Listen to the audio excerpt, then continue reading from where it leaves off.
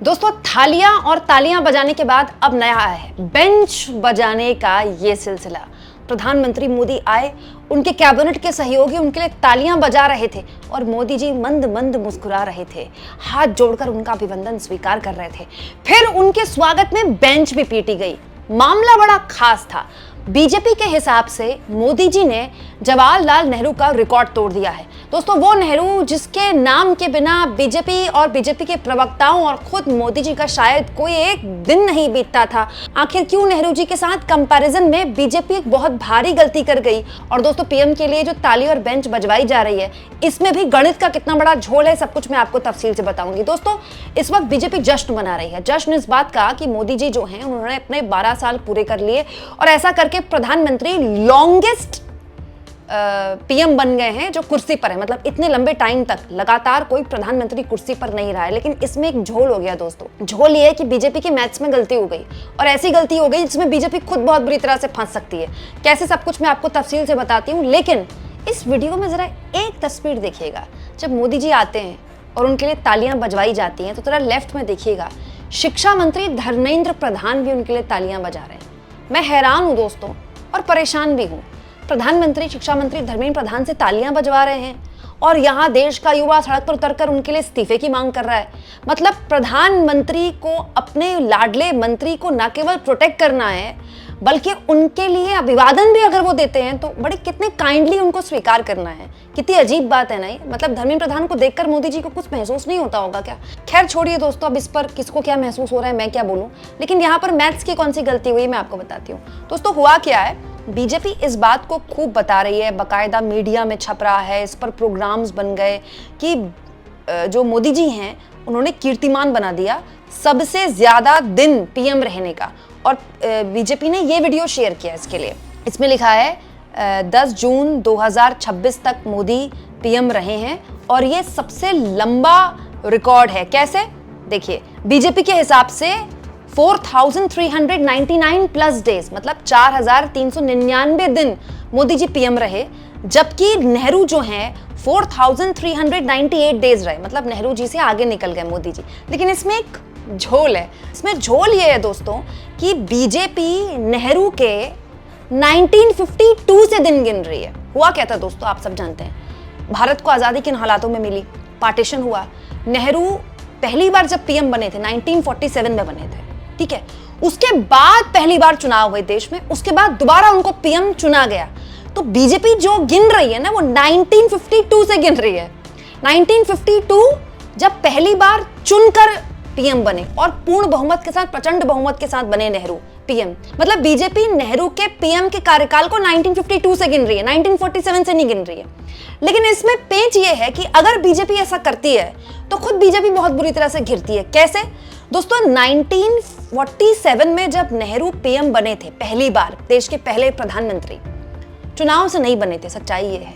लेकिन उनके मंत्रिमंडल में सरदार वल्लभ भाई पटेल थे गृह मंत्री के तौर पर। और सरदार वल्लभ भाई पटेल का जो देहांत हुआ था वो 1950 में हुआ था।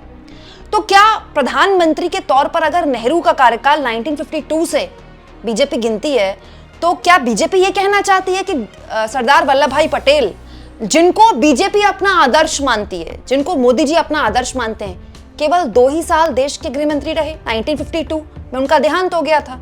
तो मतलब 50, 51, 52, तो ये तो बड़ी मतलब अचरज की बात है। अब दोस्तों, ये बात बीजेपी वालों को नागवार गुजरेगी कि पटेल साहब के लिए ऐसे बोल रहे हैं। भाई, सरदार पटेल के लिए आप ऐसा बोल रहे हैं? लौह पुरुष जिनके गृह मंत्री रहते हुए सरदार पटेल ने आजादी के तुरंत बाद भारत के लिए जो किया है दोस्तों, देश के प्रथम गृह मंत्री के तौर पर भारत उसका ऋणी है। भारत अलग अलग रियासतों में बटा था, सारी रियासतों को एक किया और क्या अभूतपूर्व काम किया है इसके लिए। मतलब इसके लिए कोटि कोटि धन्यवाद करते हैं हम। भारत के सबसे सफल गृह मंत्री हैं सरदार वल्लभ भाई पटेल। लेकिन सरदार वल्लभ भाई पटेल के उस कार्यकाल को माइनस कर दिया बीजेपी ने। क्यों? क्योंकि बीजेपी को मोदी जी को नेहरू जी से आगे दिखाना था। अगर 1947 से बीजेपी कार्यकाल गिनती नेहरू का तो फिर मोदी जी उनसे आगे नहीं निकल पाते। क्योंकि मोदी जी को उनसे आगे दिखाना था तो उनका कार्यकाल ही छोटा कर दिया गया। क्यों? क्या भारत के आजाद भारत का इतिहास 1952 से शुरू हुआ है? क्या बीजेपी वालों के हिसाब से भी असली आजादी देश को 1952 से मिली है, जब देश ने लोकतांत्रिक तरीके से पहले चुनाव में नेहरू जी को चुना। आजाद भारत का इतिहास 1947 से शुरू हुआ है ना, तो 1947 में पीएम के तौर पर नेहरू ने अगर अपना कार्यकाल शुरू किया तो वहीं से उनकी गिनती होनी चाहिए। आप सोचिए कितना बड़ा झोल ये लोग करते हैं। अच्छा, मजे की बात यह है कि दिन रात नेहरू को देश की हर समस्या के लिए उनसे इस्तीफा मांगना है, देश की हर समस्या के लिए उनको जिम्मेदार ठहराना है और आगे भी उनसे निकलना है। तो मैं ये जो एक अजीब सा हेट लव रिलेशनशिप है ना बीजेपी का नेहरू से, मुझे समझ नहीं आता। भाई कोई आदमी इतना मतलब इतनी भीषण गलतियां करता है आपके हिसाब से हिस्ट्री में, तो फिर आपको उनसे ही क्यों कंपैरिजन करना है? ऐसा क्या हो जाएगा अगर आप नेहरू से आगे निकल जाएंगे तो, जो कि फिलहाल आप नहीं निकले हैं टेक्निकली। दोस्तों, इसी को लेकर मल्लिकार्जुन खड़गे ने कटाक्ष किया है पीएम पर कि देश को ये भी याद रहेगा सरदार वल्लभ भाई पटेल किसके मंत्रिमंडल में उप प्रधानमंत्री थे। भाई पटेल साहब केवल गृह मंत्री नहीं थे, उप प्रधानमंत्री थे, डिप्टी पीएम। तो क्या बीजेपी ये कह रही है कि वो डिप्टी पीएम वाला कार्यकाल भी वो माइनस करती है? अच्छा, सरदार वल्लभ भाई पटेल को आप गृह मंत्री मानते हैं, देश के पहले गृह मंत्री, तो फिर आप ये कैसे हो सकता है कि पंडित नेहरू को ना माने, देश के पहले पीएम? 1947 से उनका कार्यकाल कैसे पिक एंड चूज कर सकते हैं? दूसरा, बाबा साहब अंबेडकर किसके मंत्रिमंडल में कानून मंत्री थे? क्या बीजेपी बाबा साहब अंबेडकर के मंत्रिमंडल के कानून मंत्री के तौर पर, संविधान निर्माता के तौर पर उनके उस कार्यकाल को माइनस कर रही है? कितनी अजीब बात है। डॉक्टर श्यामा प्रसाद मुखर्जी, जिनकी भक्ति करती है बीजेपी, जिनको संस्थापक मानती है बीजेपी अपना, क्या उनको माइनस कर दिया? भाई वो भी नेहरू के मंत्रिमंडल में सदस्य रहे हैं। सोचिए, मोदी जी को आगे दिखाने के लिए श्यामा प्रसाद मुखर्जी को माइनस कर दिया। और जहां तक बात है दोस्तों नेहरू के पीएम बनने की, तो नेहरू केवल देश के प्रथम प्रधानमंत्री नहीं थे। पंडित नेहरू स्वतंत्रता सेनानी भी थे। क्या आप जानते हैं पंडित नेहरू ने एक और रिकॉर्ड बनाया है, 3259 दिन, 3000 दिनों से भी ज्यादा। 3000 दिन कितने साल होते हैं? कमेंट बॉक्स में आप मुझे लिख के बताइएगा।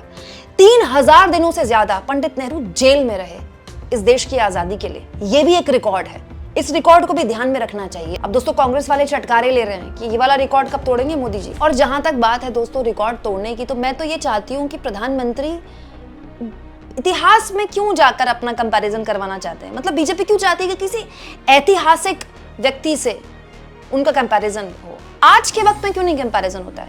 भाई आज के वक्त में जो सबसे बढ़िया कंपैरिजन बीजेपी कर सकती है वो शी जिनपिंग के साथ कर सकती है। दोस्तों, शी जिनपिंग चीन के सबसे लंबे राष्ट्रपतियों में से एक बन गए।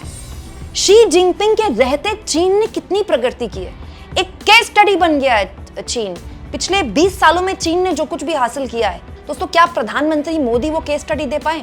और वैसे रिकॉर्ड तो बहुत सारे हैं, जैसे एक रिकॉर्ड और सोशल मीडिया में वायरल हो रहा है। अगर ये गलत है तो आप कमेंट बॉक्स में लिख के बताइएगा। दोस्तों, डॉक्टर मनमोहन सिंह, दोस्तों जिनके लिए मौन मोहन कहा जाता था कि मौन रहते हैं, जानते हैं उन्होंने कितनी प्रेस कॉन्फ्रेंस की है पीएम रहते हुए? 114। दोस्तों, डॉक्टर मनमोहन सिंह ने सबसे ज्यादा पीसी की है, नेहरू से भी ज्यादा। नेहरू ने उसके बाद 75 प्रेस कॉन्फ्रेंस की है। राजीव गांधी ने 62 प्रेस कॉन्फ्रेंस की है। लाल बहादुर शास्त्री ने 56 प्रेस कॉन्फ्रेंस की है। वाजपेयी जी ने 55 प्रेस कॉन्फ्रेंस की है। 55। वाजपेयी जी तो विदेश जाते थे तो वहां भी प्रेस कॉन्फ्रेंस किया करते थे, फ्लाइट में प्रेस कॉन्फ्रेंस किया करते थे, मुझे याद है। और सुनिए, इंदिरा गांधी ने 42 प्रेस कॉन्फ्रेंस की है। दोस्तों, नरसिम्हा राव जिनको पत्रकार मौनी बाबा कहा करते थे कि बोलते नहीं है, 40 प्रेस कॉन्फ्रेंस तो उन्होंने कर दी। मोरारजी देसाई ने 14 प्रेस कॉन्फ्रेंस कर दी। और मोदी जी, आपने कितनी प्रेस कॉन्फ्रेंस की है? बीजेपी वालों से पूछ ले, कोई बीजेपी के लोग इसका भी ग्राफिक्स बनाकर बता दें कि इन्होंने इतनी प्रेस कॉन्फ्रेंस की, डेटा ऊपर जाए नीचे जाए, ऐसा कभी होगा क्या? प्रधानमंत्री रहते हुए मोदी जी ने एक भी प्रेस कॉन्फ्रेंस नहीं की है। ये भी अपने आप में बीजेपी वाले सोचें इसको। दोस्तों, पीएम ने सब सारे रिकॉर्ड तोड़ दिए, तो इस वाले रिकॉर्ड के बारे में प्रधानमंत्री क्यों नहीं बात कर रहे हैं? दोस्तों, ऐसा नहीं है कि कोई भी सरकार जब सत्ता में रहती है तो वो खाली मतलब देश का नुकसान ही करती है। कोई भी सरकार जब सत्ता में आती है उसका उद्देश्य होता है कि वो अच्छा काम करे देश के लिए, क्योंकि सब यही चाहते हैं ना कि वो दोबारा चुनकर आए। तो ऐसा नहीं है कि कोई भी सरकार देश का बुरा चाहती है, लेकिन सिर्फ आंकड़ों से कि इनका रिकॉर्ड तोड़ दिया, उनका रिकॉर्ड तोड़ दिया, इससे किसी पीएम को याद नहीं रखा जाता। उनके कार्यकाल के में देश की आवाम को कितना फायदा होता है, देश को कितनी प्रगति होती है, इस पर बात होती है। देश, भारत देश जो चौथी सबसे बड़ी अर्थव्यवस्था था, तीसरी बनने वाला था, आज छठी सबसे बड़ी अर्थव्यवस्था बन गया है। हम चौथी से छठी में कैसे आ गए? भारत का रुपया जो गिर रहा है, इसको लेकर क्या रणनीति है भारत सरकार की? भारत सरकार इस बात को लेकर क्या कर रही है कि अमेरिका हर दिन हमको आंख दिखाता है? हमारी विदेश नीति कहां जा रही है? और दोस्तों, सबसे बड़ा सवाल, जिस देश में इतनी बड़ी तादाद में युवा है, वो युवा देश की सड़कों पर क्यों उतरा हुआ है? सरकार से क्यों सवाल पूछ रहा है? इन पिछले 12 सालों में मीडिया की जो दुर्गति हुई है दोस्तों, प्रेस फ्रीडम इंडेक्स में भारत का क्या हाल है दोस्तों। विदेश के पत्रकार हमारे प्रधानमंत्री के मुंह पर सुना देते हैं कि आप प्रेस कॉन्फ्रेंस क्यों नहीं करते, और मोदी जी सर झुकाकर चले जाते हैं। ये भी ऐसी चीजें हैं जिनको याद रखा जाएगा दोस्तों। कोई भी सरकार अगर जनता के लिए जवाबदेह नहीं है, वो लोगों के सवाल नहीं ले पा रही, वो जवाबदेही नहीं तय कर पा रही, वो अपने मंत्रियों के इस्तीफे नहीं ले पा रही, तो फिर उसको किस चीज के लिए याद रखा जाएगा? आप कमेंट बॉक्स में बताइएगा दोस्तों, और जितना हो सके चैनल को शेयर भी करें।